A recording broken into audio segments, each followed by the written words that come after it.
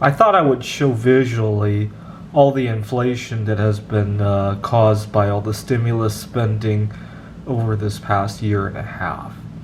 So at the beginning of the COVID crisis, silver hit a bottom of, well, the spot price had hit a bottom of $12 or so. The physical price was closer to 15. Obviously not the price of that, but if you were to buy 1,000 ounce silver bar, it had hit a bottom of about 15.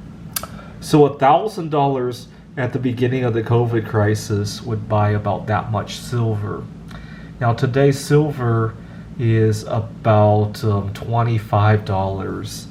So let me show visually. This is a 31.1 ounce, 1 kilogram bar.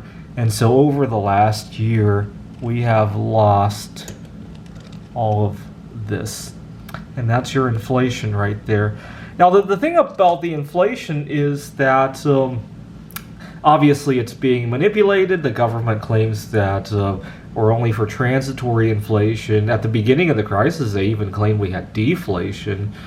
And right now they're claiming 3% inflation. I can't find anything that I can buy for 3% more, right? If I could buy silver for 3% more than I did last year, I'd come up with all sorts of money to buy silver, right?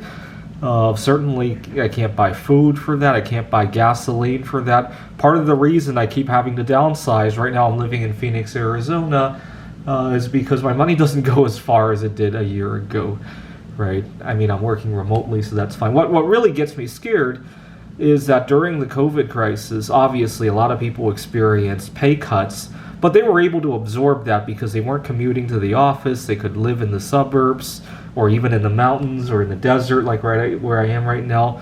But if we go back to the office and our pay doesn't get restored, that's going to be really painful.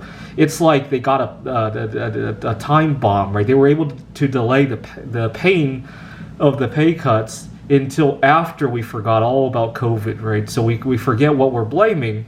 I really feel it's kind of sneaky. I mean, I don't think my employer planned this, but it's kind of sneaky how it turned out.